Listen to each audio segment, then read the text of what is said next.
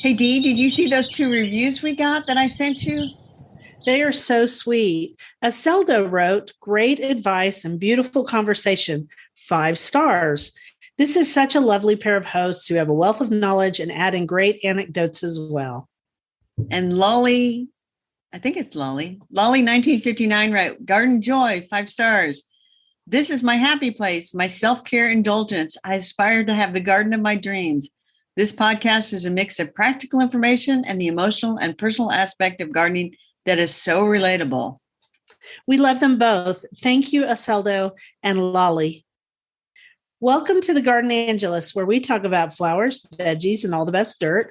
I'm Dee Nash from Guthrie, Oklahoma, where I garden on 7.5 acres out in the country. And I'm Carol Michael from Indianapolis, Indiana. I have a suburban garden measured in square feet, less than 1/3 of an acre. We call ourselves Garden Angelus because we are evangelists for gardening. We love gardening and we want you to love it too.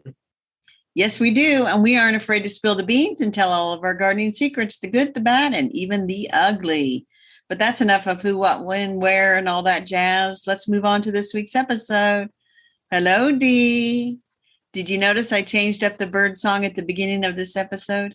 I did. I like it. I'm going to record it. I know you got that out of your garden and you told me to record out of my garden. And I'm going to as soon as the wind calms down because the wind has been crazy. Yes, I recorded that one day. It's a little bit more wind in there than I'd like, so I might re-record. But I thought, let's just get rid of that recorded bird song from wherever. We're going to have song from our own gardens. Yes, because birds are a huge part of our gardens. And actually on Gardener's World this week, did you watch it? I did. Monty, one of the parts, he was sitting in his garden and he was listening to birdsong. I saw that. That was beautiful. So tell me about your garden. So, Dee, we had 70 degrees plus on Friday. And get this statistic. That was the latest 70 plus degree day of spring since 1984, which they claim is 38 years ago, but I don't know. Is that right? 30. So, I think so. we did indeed have a cool spring. Well, from whatever, all over the country, people are saying it's the coolest spring of all time. And people keep writing me and saying, why isn't my, just put in the blank, fill in the blank. Why isn't my whatever blooming? And I'm like, because everything's blooming out of sync. It's been the strangest spring, but it's fine. So then what happened over the weekend? Well, on Friday, my sister texted me, my youngest sister. She couldn't stand it anymore. She says, I want to go to the greenhouse today. Meet me at the greenhouse. So we agreed on a time and I met her over there, and we were cautiously optimistic, but I said we could still have frost because it's supposed to get into the 30s at night. Right. So she has a couple of window boxes and we picked out plants for that. And we kind of set them up in the wagon, kind of how she would plant them. She took a picture of them. She got a couple of hanging baskets because she could easily move those inside if it really threatened. So, all in all, she did pretty good. And of course, she'll have to go back, which is fine. I'll go back. And I had on my new T-shirt that said, life is short by the plants. I like it. That's cute. So, yeah, that sounds good. And then you found something in your backyard. Oh, Saturday was the most exciting day in my garden in quite some time. I was weeding in the afternoon and it was hot. It's in the 80s on Saturday. Yeah. And I looked over, Dee, a morel mushroom in my garden. Is that unusual? Do you know how many gardeners? Oh, what? What? Do you not know? Well, I mean, I have them here because I have oak trees and they grow on my property. They don't grow in my garden proper, but I guess they could. Well, most people that try to get them to grow in their garden proper, they never have much luck with it, though you can Google around. Right. So it was the big discovery, and there's only the one. And I wrote a blog post about it. And let's just say I put it on Instagram. And then I wrote a blog post this morning so our listeners can go out there and see the link to hear the whole story of it. But it is extremely unusual in a suburban garden like mine. True. That never was a wooded lot. This used to be a farm field for a morel mushroom to just pop up. Have you ever eaten a morel mushroom? Yeah, we ate them as kids all the time. I had never eaten one until this year. Really? Fried up in a little butter? Butter? I hadn't. I was kind of surprised that they're so lemony. At least the ones I had were kind of lemony tasting. They might have put a spritz of lemon on them after they fried them. If you bought them, you didn't do it yourself, I'm assuming. No, I went to a really nice restaurant called Rococo's, and they had a risotto with morel mushrooms in a morel mushroom cream sauce. It was good. Well, morel mushrooms are extremely ephemeral. They are only around for a very short time in the spring. And I was looking online, and the temperatures need to be around 50 to 59. And so it got in the 80s Saturday. So by Sunday morning, this thing is pretty hardened off. It's not, it wouldn't be good to eat now. No. So there's woods across the street behind those houses. And the one couple, I said, could I go have a look-see? Because they swear there's no morels back there, but a good mushroom hunter never tells where they're finding stuff. So that's true, because they are rare and they sell for big bucks in Oklahoma. Big dollar. So anyway, I wrote a blog post. People can go read that to get the whole story of it and why I think it might be there. I actually really don't have any clue. So I love the way you have your garden update. I love that saying. I said that I have been busier than a long-tailed cat in a room full of rockers. That's hilarious. By that, I mean, I have been so busy, so busy.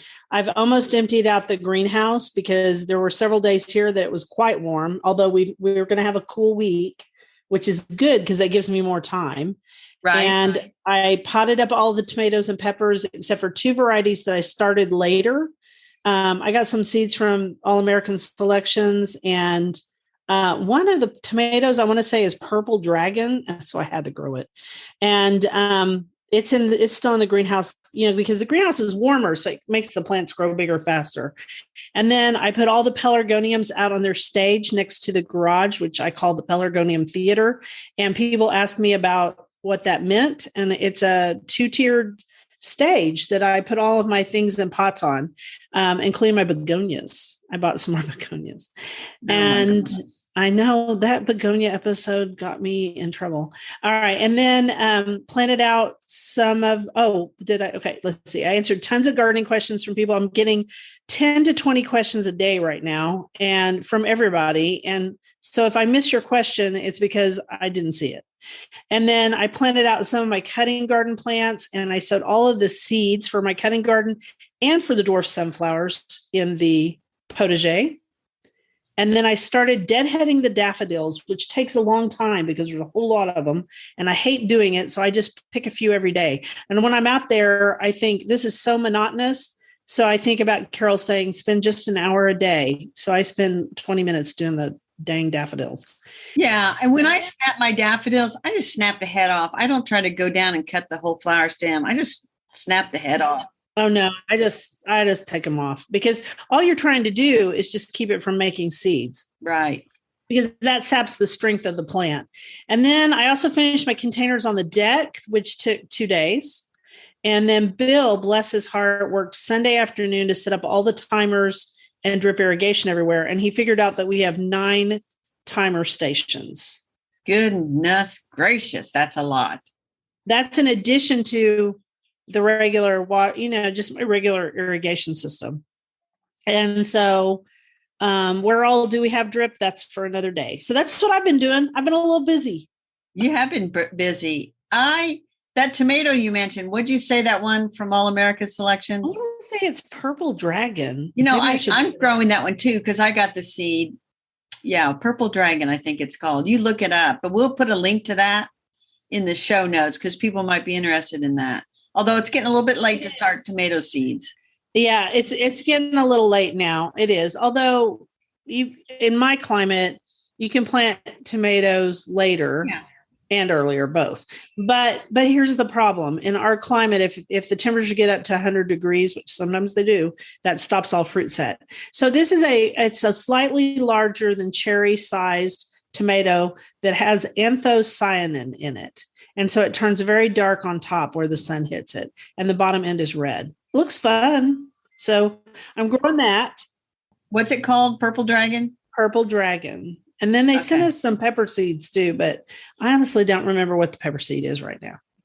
I'm growing that pepper, whatever it is. I think it's dragonfly, but I'm not going to swear to that. I don't swear to nothing. I'll find it and I'll put links to both. How's that? Sounds good. I've got you the link to Purple Dragon right here. I'll give it to you after the deal. But let me say, it's great you have your tomatoes out there because you know what you're doing. And the thing is, people say, can I plant my tomatoes yet? So we're still going to dip down into the 30s at night here. And you really want to have your nighttime temperatures no lower than about 50 for a good tomato. Right. And when I put in my tomatoes, it looked like for the next 3 weeks, it was going to be 50s and above. But then we got a cold front end, the same one that went through Indianapolis. And now tonight and tomorrow night, it'll be 45 and 48 right in there. And that's a little low, but it won't hurt them. So it won't kill them, but they're not going to do much. They're just going to sit there. So I did see somebody, she had a cart full of tomato seedlings at the greenhouse. And I looked at them and was like, that's a lot of tomatoes, lady. And I said, boy, that's a lot of tomatoes. And she says, yeah, that's we're going to plant probably twice this many. And I'm like, not yet though, right? And she says, oh no, we're waiting. We just don't want to miss out. So they're afraid that they're going to be sold out. Right. So they're buying them and then they're over keeping them warm at night, which the greenhouse owner, she's like, yes, please buy them. I need space to bring out more plants. And her tropicals just arrived and she says, I want people to buy them and they can take them inside at night. Easier for them to take 2 or 3 tropicals in than her to try to keep 100 inside. Right. And if you buy your plants from someplace like Bonnie Plants, then you're going to have, they bring in more. So it's not like you're going to run out of tomato plants. Do you see what I'm saying? We did a couple of years ago. Tomatoes and peppers were in scarce supply. Yeah, but people they're still worried, Dee. They're still worried. God love them. Okay. I got all my own seedlings, so I'm good. I am done. I'm not buying another tomato plant. I am done. Okay, listeners, let's hold her to that. And then next week, when you report on that tomato you found that you said, oh, I found this tomato, blah, blah, blah, blah, blah, blah, blah. We'll just laugh and laugh and laugh. Like I said before we started this podcast, she is spicy today. All right, spicy. Move on to the quote. Here is our quote. Nice people like gardens, or liking gardens makes people nice. Kate L. Brewster. I think it makes most people nice. There are a few people that are not nice. If they're not nice, we just kick them out of the gardening club. Yeah, they don't get to play with us. So our flower today, we have 2 things we're going to talk about. That's right. The first is something I talked about on my Instagram, which we can link to it. It's about Kerria japonica. And I sent you, I told you to go look at it when I texted you yesterday. And then you sent me a picture back. And I have 2 kinds of Kerria japonica in my garden. I have the single flowering kind, which is the straight Kerria japonica. And then I have the double flowering kind in my front yard, which is Kerria japonica. Is it pleniflora? I think it's pleniflora. Yeah. Pleniflora, which means lots of flowers. And so it is also sometimes called the Japanese rose and the Easter rose. Yes, and it's called Easter rose because it blooms early in the spring before most roses are blooming. And it also has the distinction of being able to be grown in shade or part shade. I don't think it gets hugely big in those in shade, but in part shade, it would be a nice size plant. I mean, the truth of the matter in shade gardening, for the most part, you really want partial shade. You want dappled shade. You want it to be able to get a little sun, especially in early spring, on a lot of plants. Now, there are some plants that just really don't want any sun at all, but I don't find that they thrive here very well. Yeah, like mushrooms. So I have two Kerrias. So the question is, what flower do Dee and Carol have in common, but don't have any varieties in common? And that would be Kerria. Because we found out I have two Kerrias. Mm-hmm. I have a white flowering Kerria called albiflora. Mm-hmm. I think it was a pass-along plant, so that could be something else, but that's what you can buy is albiflora. And then I have the variegated form, which is picta, sometimes sold as variegata. And it has single yellow flowers. And I think that's about the 4 types of Kerria that you can find on the market. Yeah, I didn't even know about the albiflora. I knew about picta because I bought it as variegata a long time ago. And I just could not keep the variegated section going. I tried. Sometimes with variegated plants, it is a weaker sport of the plant. And you have to always be sure if you are growing something variegated that you get rid of the solid color on the plant, because otherwise the solid will take over. I actually have a Japanese maple right now that the grafted section is trying to take over. It's kind of the same idea. The stronger part of the plant tries to take over all the time. Same thing with roses sometimes, although it's a different thing. I mean, anyway, so I couldn't do it. I tried. Picta did not want to live here, so I gave up on it. Picta lives here, but barely. A lot of winter dieback on it and stuff. And so it's a rather, I don't know, unremarkable plant in my garden. It just sort of exists. Mm-hmm. So I went out and looked at it yesterday after you talked about Kerria, and I thought, oh, I need to trim some of that back because there's a bunch of dead. So I added to the list. It'll get done or it won't get done. Yeah, there's so many things to do. The other thing I was thinking about when you were talking is that there's some kind of problem with Japanese Kerria up in Chicago. They've had trouble with it. And I can't remember if it's like a dieback problem or something, but I'm not seeing any of that here. But several people have written me from the Chicago area over the years and said, we can't grow it. And I'm like, okay, I'm sorry. I can hear so far. I wonder if it's just marginally hardy. I thought it was a pretty hardy plant. It's pretty hardy. I think it has more to do with it's got a fungus or something. And it's caused. So if I'll look and I'll find if there's some information on that, I will post it in the show notes. Although listeners, the show notes can only be so long there because we use the website provided by our hosting company. We only get so many characters. So sometimes I got to really skinny it back. Okay, I found the information just very quickly. And this is from Clemson, so we know it's good, right? And it says plants sometimes become infected with Kerria, twig, and leaf blight, a fungal disease. Here we are back to those fungal things caused by Bloomerella Kerrii, which produces leaf spots and stem lesions and may result in severe defoliation.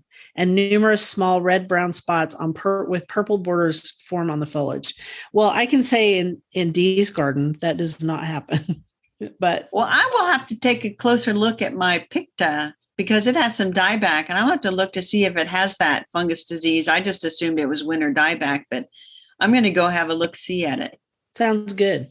So our other flower topic was we want to talk about some of the buzzwords that cause people to buy plants that normally they might not buy. Mm-hmm. And this is because White Flower Farms, the other day, they sent out their email blast and it was uncommon flowers. And normally I get those and I just delete because there's very little I buy from them for whatever reason. But this one, I'm like, oh, uncommon flowers.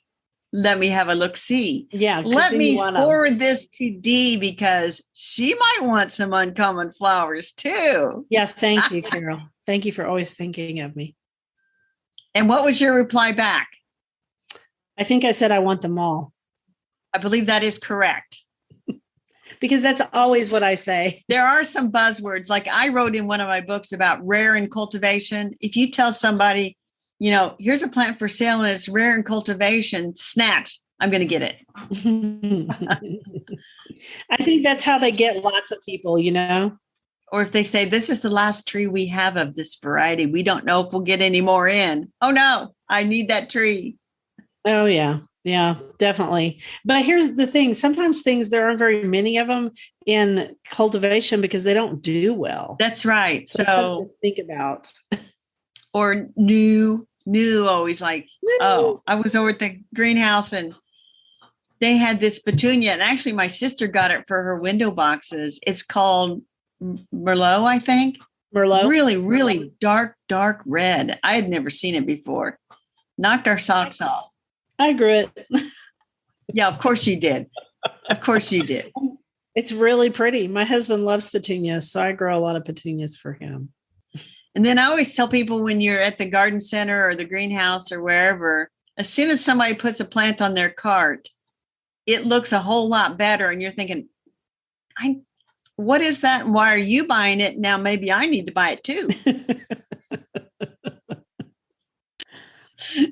You know, that's happened to you, Dee. Oh, all the time. Or people follow your cart and say, what's Dee buying? Is that Dee Nash? I want to get what she's getting. Sometimes they don't recognize me a lot of times. And the funny part is if they have a question, I can't stand it. Sometimes people will have a question and they're asking each other and I can tell nobody knows the answer. So I answer it for them real quick. And then they just stare at me like I'm crazy. And then I go, I write about gardening. This is what I do. And then they always look at me like, really? And they never believe me, but that's okay. Usually they end up, believing me eventually. Yeah. Right. And then let's talk about when you're buying plants in flower. And this is always kind of a tricky situation because like if you buy perennials that are already in flower, I hate to tell people to make that plant grow better, you really just need to cut off the blooms and let it grow. Yeah. And the same with annuals. You really want it to branch out. So I tell people if there's two healthy plants and one's blooming and one's not, unless you're afraid that it's mislabeled, I'd buy the one not blooming because it's likely to do better long term, in my opinion. I would too. And I tell people all the time, don't just buy things because they're in bloom. A lot of plants, like for example, crepe myrtles are a perfect example of this, so are asters. If you buy those when they're blooming in the greenhouse, first of all, it's all greenhouse blooms, which are not what you would get in your garden, right? And it's also the worst time to transplant. Rudbeckia is another one. If you grow black-eyed Susans, it is a whole lot better to buy those black-eyed Susans and get them ensconced in your garden in spring instead of planting them when they're all in bloom in late summer. Because anything you plant in late summer it struggles. Right. And if you see something, like that's blooming in the spring at the garden center and you thought, I thought that bloomed later in the summer. Yeah. Growers do have ways to force things into bloom because they know 9 times out of 10, a plant sells much better if it is blooming. And so I remember just very little from my college days of gibberellic acid used on plants to force them into blooming and things like that. And it's like, it's like buying a whole. Now, when I buy a whole flat of pansies, I don't nip off all the flowers, but as they start to fade, I'll kind of clean them up a little bit. But if you buy a whole flat of, say, marigolds, and it's like one little stem and it's got a bloom on top, cut that bloom off. Yeah, it'll help the plant branch out and do better. And I know it's hard to do. I know it just about kills you to do it. It's just like when you're thinning seedlings. It's really hard to do that, but it'll be the best thing you did for your garden. That's right. So that is our flower topic. I have one more thing. Oh, you have something else? One more thing. Yeah. There's also a tendency toward dwarf plants. It's been a thing for a while. You don't want everything in your garden to be the same height. One of the reasons that hybridizers work hard on dwarf plants, though there's 2 reasons. One reason is there are more small gardens than there used to be. So dwarf plants fit in a small garden. However, dwarf plants are also mean you can pack another whole row of plants on your truck. And that's one of the reasons that dwarf cultivars are really, really popular. And so the more plants they can ship, the more money they make, and there's a really slight margin on plants anyway. So my advice is order some things online because you'll order them out of season, but you can look at pictures of them. Make sure and research the plant before you order it, though, because you need plants in your garden, especially if you're doing mixed borders. You need plants of different heights. You do. And dwarf, by the way, in some plants is still a 5-foot tall plant. Joe Pyeweed is a perfect example of that, right? Little Joe is not little. Little Joe's huge. No. It's 6 feet tall. So that's another thing, is know the size of the plant before you plant it in a particular space, especially with trees. One of the biggest mistakes I've made over the years is planting trees too close to my house. Ask my husband about that. Who has not done that? I don't know. So I've never done that. did you say how you came up did you say you came up with this idea for a topic? Did you? Yeah, because I sent you that email and you were all that's right. on. That's right. I was also researching. We have to go back for just a second to our tomatoes. I was wrong about the title of that tomato. There is a purple dragon tomato, but that is not the one you and I started. The one from from All American Selections is tomato purple zebra. It's an F1 hybrid. And so I have linked to it in our show notes. It's not purple dragon. I thought it was too. But if you think about it, it is purple zebra, because when I started the seeds, I was like, oh, I wonder if it's like green zebra, which I can't grow here. So just an FYI. Carol's giving me a funny look. So maybe she planted purple dragon, but I think I'm growing purple dragon. I think I am. Well, mine's purple zebra. So we can link to both of them. All right, next. I think I'm growing both. In fact, I'm thinking, I'll see. I just want to make sure we had the information accurate about which one was from All American Selections. There you go. Well, that takes us into our next quote and veggies. The combined vegetable and flower garden gives less plan for the imagination, but it can be pretty and practical. Kate L. Brewster. I don't know what that means. I don't know what it means either, but I'm using all Kate L. Brewster quotes for the moment. Right, because there's a good reason for that. The combined vegetable and flower garden gives less plan for the imagination, but make it pretty and practical. Well, I don't know what the less plan for the imagination is. I would think it's more imaginative, Kate.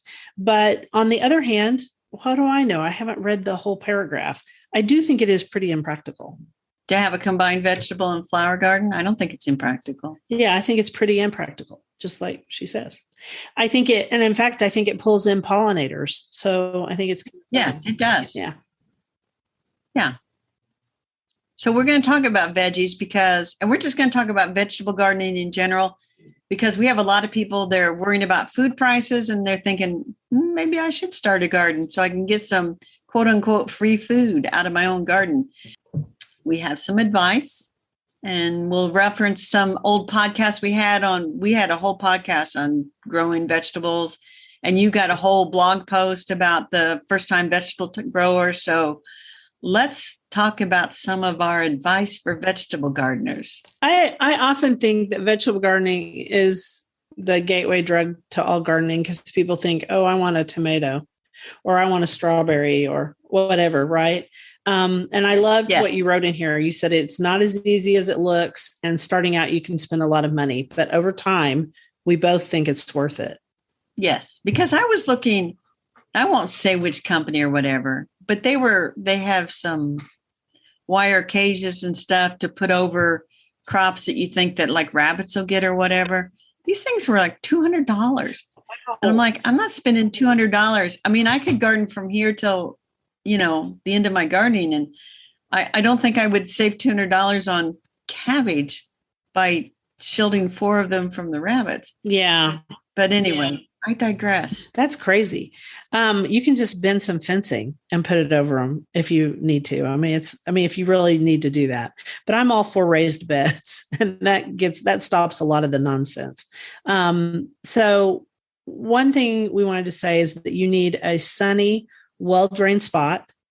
And then you have to decide if you want to do it in the ground, raised beds, or in containers. At this point in my life, because I just like doing it better, I do mostly of vegetables. I do raised beds, and containers. That's what I do. All of my tomatoes are in containers straight down my old driveway, and they kind of make a living fence, which I love. So I do that because I don't like weed. I had an in-ground vegetable garden for years. And when I was young, that was all good and fine. But at this point in my life, I need it to be easier because I have a big garden.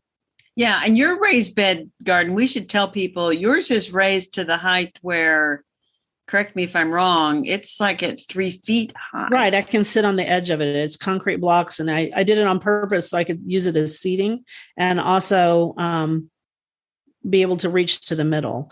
And, I tell people that, like, if they're building raised beds and they're wood, I often suggest that they put an edge around it so that they can lean on it or sit on it, brace it underneath if they want to spend the money. If you're just starting out, though, just raised beds are awesome because you can control your soil. You can control where they're placed. You can set up a watering system with drip irrigation, which I have soaker hoses on mine and drip on the other part. So anyway, so you want to start with our list of things? Sure. And I think you just said the drip irrigation. So plan how you're going to water. So in Indiana, we get an average of 40 inches of rain a year, and much of that falls in the summertime. But there can be periods of time where it gets really dry, and you need to decide when to water, but also how you're going to water. And in my case, I don't have to water as frequently as you do. So as long as I have a hose nearby that I can turn on, I can run a sprinkler for a little while, or I can stand there and I can hand water. So put your vegetable garden somewhere near a water source. Right. And if you decide, like here, we do it all on drip so that it doesn't waste water, because we get most of our rain in April, May, and September. We get some in the winter, but in June, May and June. But after June, you're probably not going to get any rain until late August or early September, if you're lucky. So you're going to have to find a way to water. And I always suggest timers on those watering systems, because I can't tell you how many people say, I want a vegetable garden. I'm going to put it in full sun right here. It's way far away from the watering system. I mean, any kind of water, right? It's spigot. And then they say, oh, I'll hand water it. And I'm like, when it's 98 degrees. No, you will not hand water in 98-degree weather. You'll tell yourself that you're a dum-dum for putting it where you couldn't get the water to it easily. That's what you'll do. And the thing will just dry up and wither away. Heed our advice, people. Heed our advice. That's right.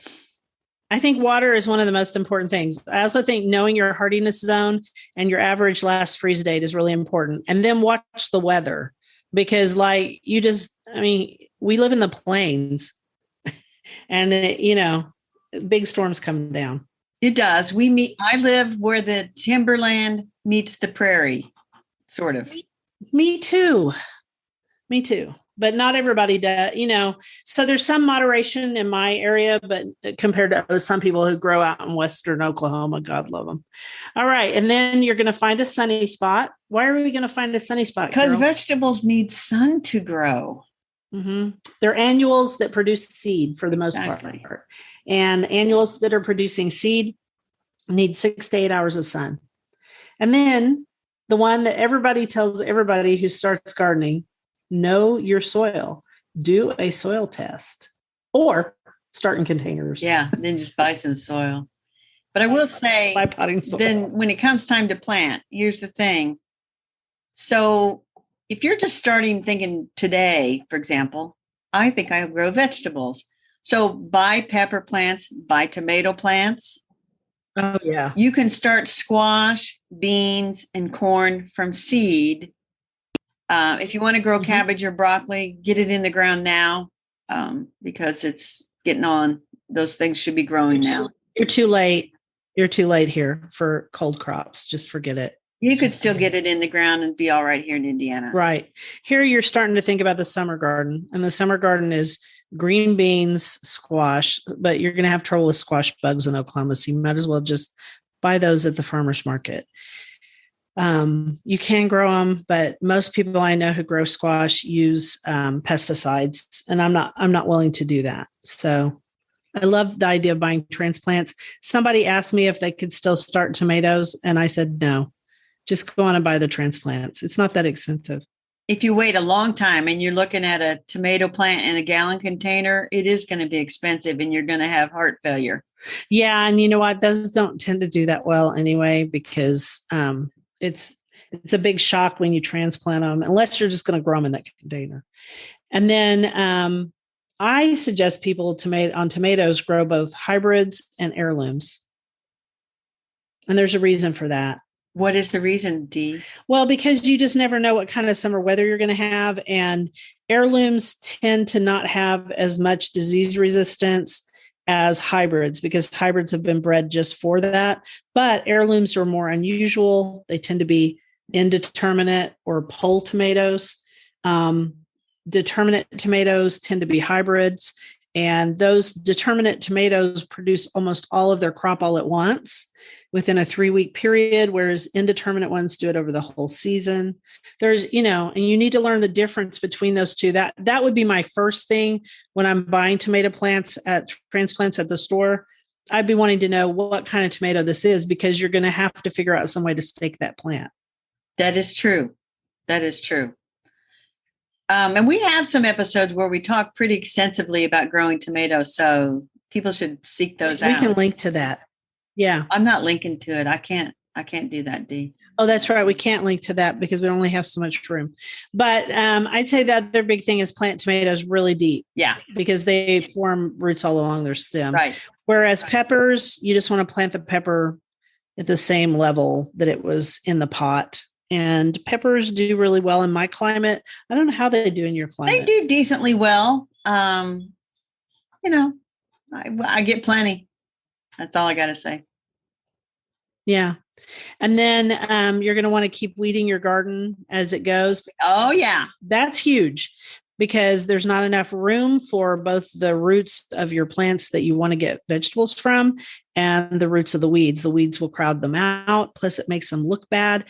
And then the one thing that I think a lot of people quit doing midsummer is picking their vegetables. You got to keep picking and they'll keep producing. Once you stop picking, they done.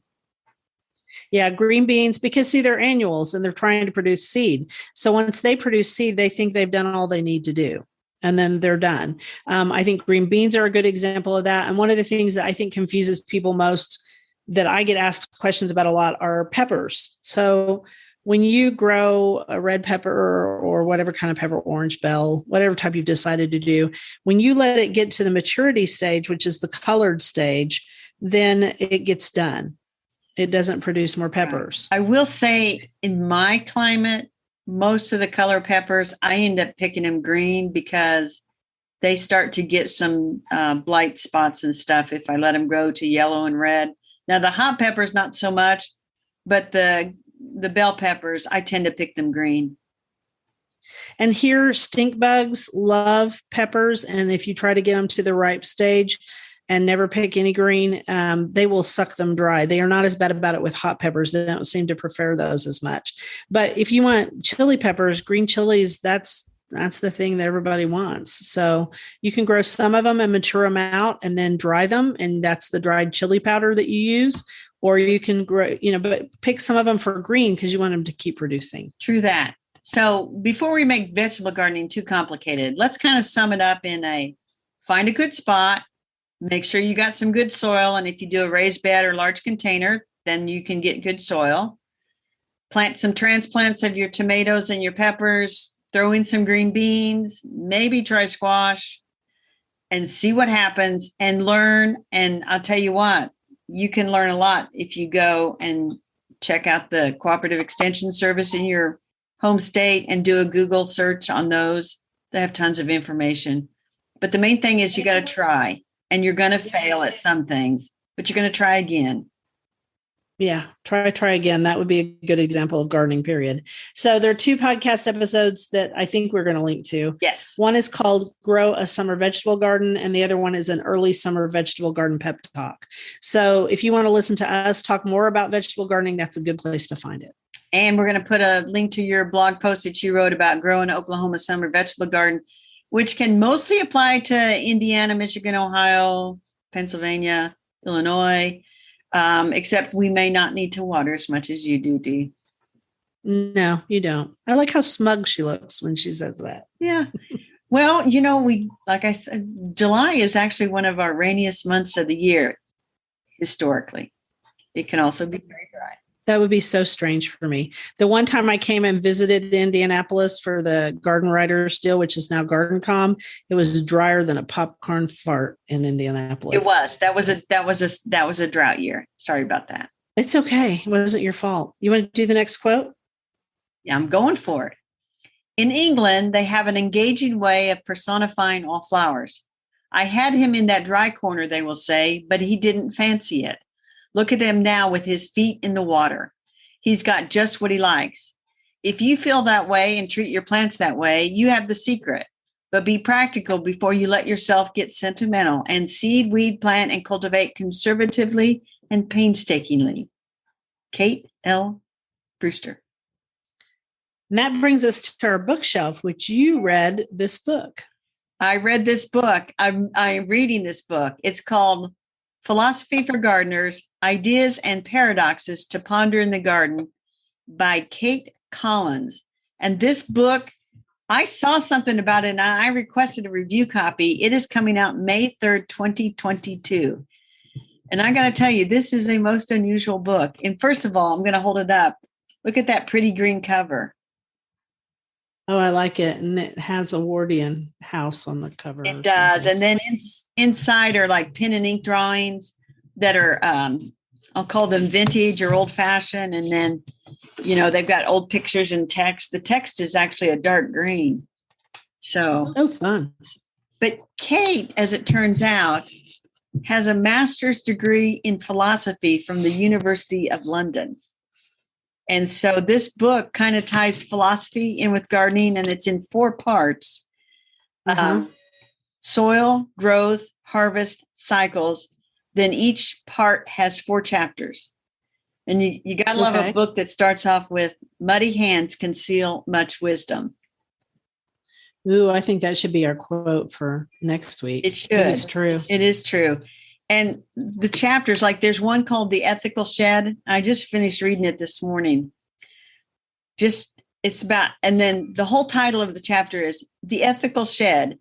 Just how can we create a productive, pest-free garden that fills us with joy without falling prey to simplistic ideas of what's good and bad? Oh, wow. I'm in. Because you know what? I was pondering that. I've been pondering that all spring. So this is a deep book. You are not going to casually read this. You're going to think about it because she's invoking all kinds of philosophies, Eastern, Western, Greek, the Stoics, all kinds of stuff and it's like, it's a thinking person's book, but I really am enjoying it. And that chapter in particular, Dee, you'll love it because she writes about, being in your potting shed or your greenhouse when it's cold or rainy or whatever, and you're just pondering your garden.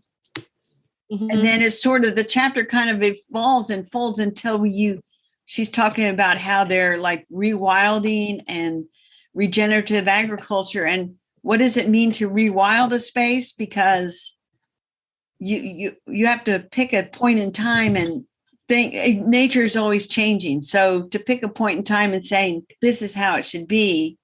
Well, maybe it wasn't always that way. And you can't just do that. Well, yeah. I mean, I think also in gardening fashions go in and out of style. I mean, there was a time that no one would have thought about using a peat-free compost or peat-free potting soil. And now people are encouraged to do that. There was a time when it was okay to just use broad spectrum pesticides all over your garden because people didn't realize it was going to kill everything instead of just the bad bugs. There's an idea because, and somebody wrote me last week, one of my clients did, and she said, my mom is worried about ants. And I said, and she goes, what do you do about ants? And I said, nothing. And I said, I told Bill, I said, I don't do anything about anything anymore. If something's really diseased, it has a disease problem, it gets yanked out of the garden because I don't have time for it. And how do you know what's good and bad? So is a slug bad? Well, yeah. How do you, it can be bad for your hostas, but it's good if it's breaking down leaf material in the compost bin. It's good, right? And the article I found out about ants was that I sent her. It said ants are gray. They're gray. In other words, they're neither good nor bad. They do some good things and some bad things. And so, because they help aerate the soil. but they also help carry sugar dew from scale and other bad insects that really are a problem. Oh, ants are fascinating. They are fascinating, and they just don't bother me that much. Right. And if you're a bloodroot plant, you want ants because they carry the seeds away from the mother plant so that they'll spread the plants further afield, so to speak. And the same thing with violets. They spread violets too. But here, let me read some of the other chapters. Here's Mysteries of the Garden. Can Plato help us to unravel the mystery of why our lettuces are being eaten and by whom? This is a very smart book. What's in a name? Confucius said that the beginning of wisdom is to call things by their proper name, and this is certainly needed in the world of plants to dispel confusion. Right, which is the whole idea behind garden Latin. Evolution and the plant pest arms race. What can the amazing story of fig wasps and their host trees tell us about evolutionary theories and how our gardens are adapting to change? Well, that sounds really, really interesting. And she has another book. She does. Her first book in 2013 was called Gardening for Profit, From Home Plot to Market Garden. And I'm just kind of interested in reading that because she is a gardener now. You know, what else would you do with a master's in philosophy? But anyway, this is a very interesting book, and I am pleased to have it on my shelf. And it's one of those pondering books. You know, it's perfect for a rainy day or sunny day when it's too hot to be in the garden. Mm-hmm. Or bedtime. Yeah, this is a good book. So I'm keeping it. I'm pleased to have that review copy. And it comes out May the 3rd. And I went and looked it up on bookshop.org, Yeah. and it's only $16. Philosophy for Gardeners, Ideas and Paradoxes to Ponder in the Garden by Kate Collins.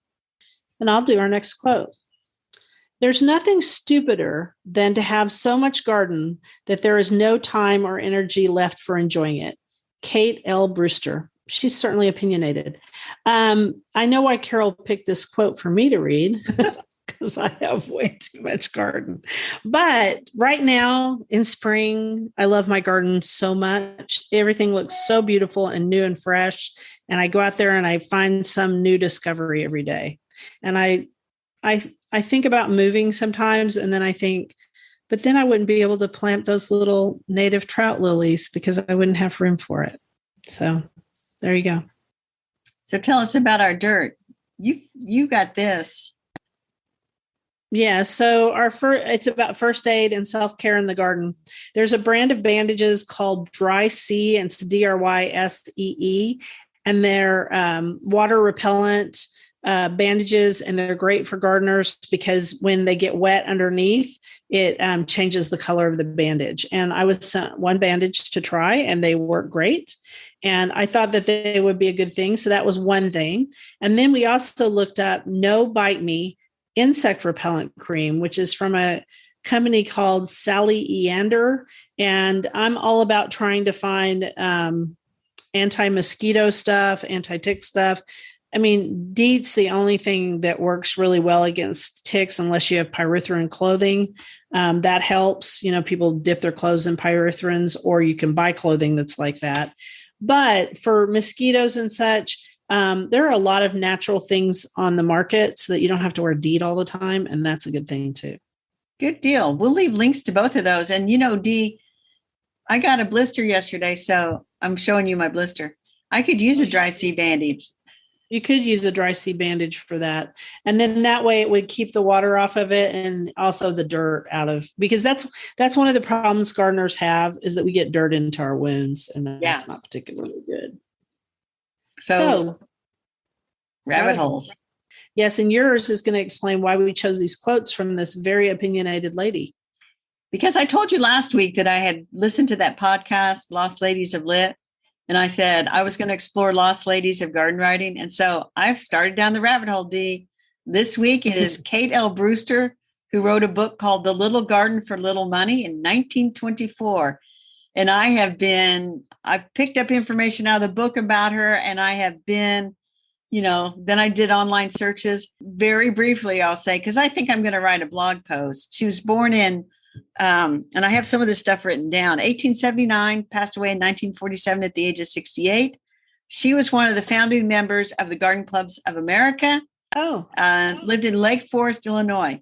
And let me tell you, she had no little garden. Her garden was 25 acres. Yeah, I saw that. And I thought, why did she call it the little garden? It makes mine. Well, that's tiny. The book she wrote. I see. But it wasn't really about her garden since it was 25 acres. And now I understand why that quote up there talks about it not being stupid or have more garden than you can deal with.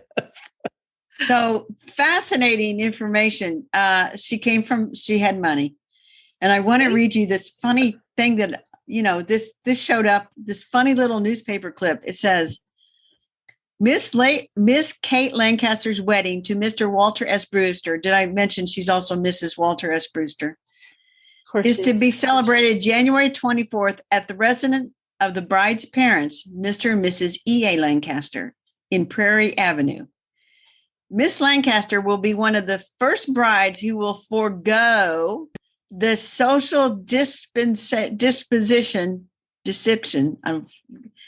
which precedes almost every fashionable wedding.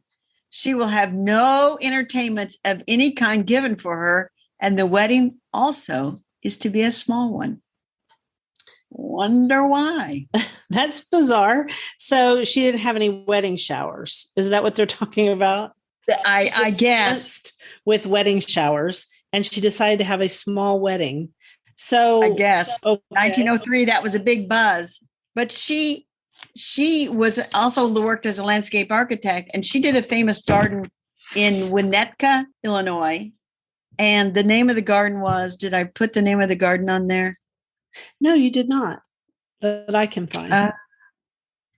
I'm going to write a whole blog post about this lady. Anyway, so she did this famous garden that has been restored. The house and everything has all been restored. And it used to be called the Max. Okay, it's coming back to me. It used to be called the Max Epstein House. And now it's called something else. So it's not completely coming back to me. But she did that famous garden. And here's the other thing that was interesting about her. And it gave me a new word. It did? A new phrase, Coventry. COVIN space tree. Okay. And so I had to look that up too, because that's the name of her house and garden in Lake Forest. And it's basically, it refers to a tree in the front of a Scottish mansion beneath which a lord or owner formerly met his visitors. So like a big tree in front. It's called a Coventry. Okay. And it's a laird. The Scottish lairds. They were lords. Lairds. Yeah. I said lards. Yeah. Anyway, the garden in Lake Forest, I see it now in my notes. It's called Edgecliff. And you can look it up. And anyway, down the rabbit hole I went. I'll write a blog post about it. And I might get it written by Wednesday. And I'll put a link in the show notes. Fascinating. Kate L. Brewster. Mrs. Walter Brewster. Yeah, that's fascinating. I never heard of her. So I'm going to go look her up after we get done, because that's just how I am. So that was a heck of a rabbit hole. Yeah. And there's just getting started, Dee. This is going to go on all summer probably. Well, that's good. That's good. She says, I don't know about this, Carol. No, I'm excited because I think women in gardening need more press. So want to hear about my rabbit hole? I do. I'm not following you down this very far, but never mind. Go ahead. So after a silly begonia episode, I got lost in begonias. I started seeing them everywhere I went to shop for other plants. And you did. I dragged home about 4 of them. And then I ordered some more pelargoniums too. And I can't figure out why I like these plants so much. I think I like how they look in their little clay pots. And there were some of the few things I can grow in clay pots, but I have to put them on the north side of my house to make it work. And it just has that English feel. And I don't know, I just really like these dark leafed begonias that have come out in the last couple of years. And they have them at various box stores. And sometimes they're tagged with tags and sometimes they aren't. And they're easy to grow. And pelargoniums are too. That's all I'm going to say on that. Although Carol's got something to say. I do, because in those seeds that All America Selection sent us is Yes. begonia seeds for Begonia Viking Explorer Rose on Green F1 Hybrid, a 2022 gold medal winner.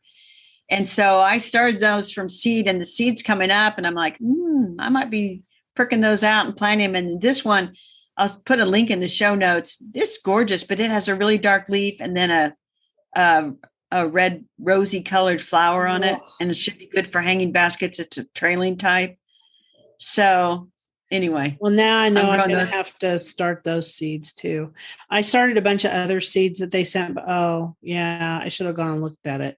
Yeah, this is a really pretty one. And it's one of those ones that trails, which are really beautiful. I think this is one you would overwinter in your greenhouse. Yeah, I think it is too. All right. Well, that'll be part of my garden commission, I guess. All right. Tell me about the rest of your commission. I got to put the honey steepers on the hives. I should have done it last week, but I ran out of time, and it was so windy, and really the bees really hate it when you open the hives and it's windy. You end up fighting with them, and that's no fun. So I'm going to do it today, this afternoon, after I go see a garden client, and I'm still deadheading those daffodils. There's a lot of them in this garden, and I'm going to clamp that last border on the side of the house and mulch it. Meet with a couple of clients this week. And if I get all that done, I'm going to enjoy my garden. There you go. Since we've had this rain, I'm going to move around some bulbs that I have some yellow flowering tulips in this one bed. They're kind of harsh in the mellow of it. I'm like, how did you guys end up in there? So I'm going to move some of those. I'm going to keep cutting back stuff. I'm almost done cutting back what I need to.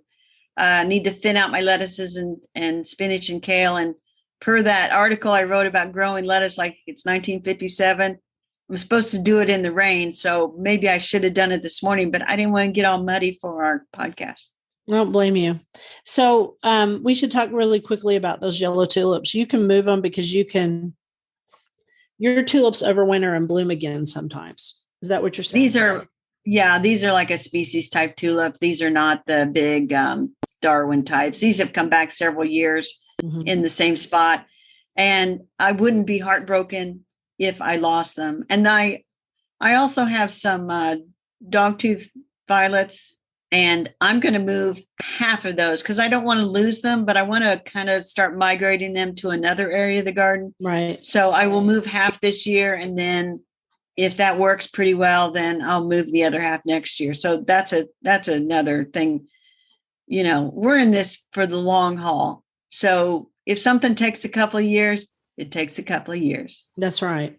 So that's it for this week's episode. We want to thank you for listening to the Garden Angelus. If you like our podcast, please tell your friends about us. Also, hit that subscribe button so you don't miss anything. And if you listen to Apple Podcasts, we love a 5-star review. That helps us get noticed by others. Could you also share our podcast with your gardening friends? Word of mouth is still the best way to get the word out there. Yes, and be sure and check out our show notes for links for more information about today's topics, plus links to our own websites. And if you want to help support us, use the affiliate links. If you buy something after clicking through on them, we earn a small commission and it costs you nothing. It was lovely to chat with all of you over the garden gate this week. Bye until next week. Bye, everybody.